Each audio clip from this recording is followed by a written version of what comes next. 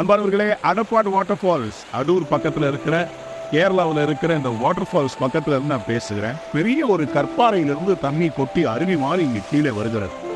பல கிராமங்களுக்கு இந்த தண்ணீர் ஒரு பெரிய ஆசீர்வாதம்.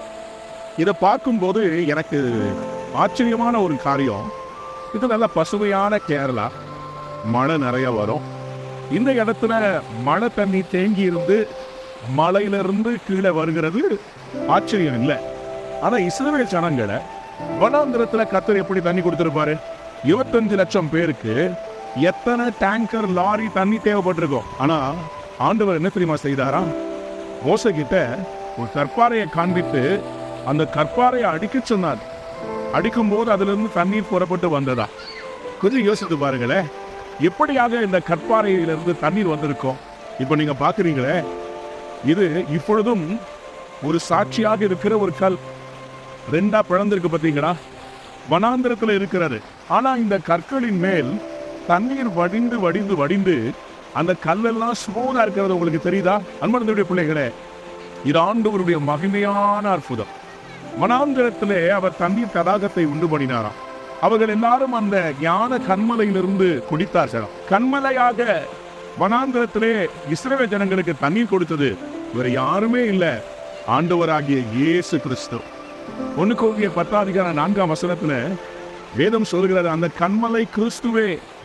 இன்னைக்கு உங்களுடைய வாழ்க்கையில என்ன தேவை இருக்கிறது? தண்ணீரே இல்லாத வனாந்திரத்துல கண்மலையாம் கிறிஸ்து நின்று அவர்கள் ஆண்டவர் தட்டி கேட்க சொல்லும் போது தண்ணீரை திறந்து கொடுத்தார். இன்னைக்கு ஆண்டவர் உங்களுக்கு சொல்லுகிறார், மத்தேயு 7:7, கேளுங்கள் கொடுக்கப்படும், தட்டுங்கள் திறக்கப்படும், தேடுங்கள் கண்டடைவீர்கள்.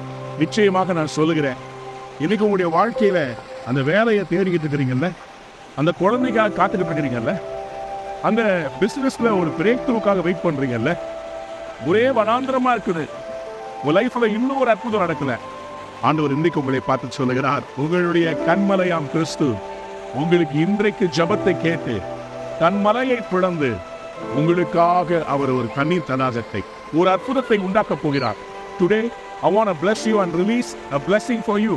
உங்களுக்காக ஆண்டவராகிய இயேசு தனக்குள் வைத்திருக்கிற அற்புதத்தை இன்னைக்கு ரிலீஸ் பண்ண போகிறார். தாகம் உள்ளவன் எவனோ என்னிடத்தில் வரக்கடவன் என்று சொன்னவர் உங்கள் தாகத்துக்கு நிச்சயமா அற்புதம் செய்வார். உங்க தேவைக்கு அற்புதம் செய்வார். நான் விசுவாசிக்கிறேன், சீக்கிரத்துல உங்களுக்கு ஒரு பெரிய அற்புதம் நடக்க போகிறது.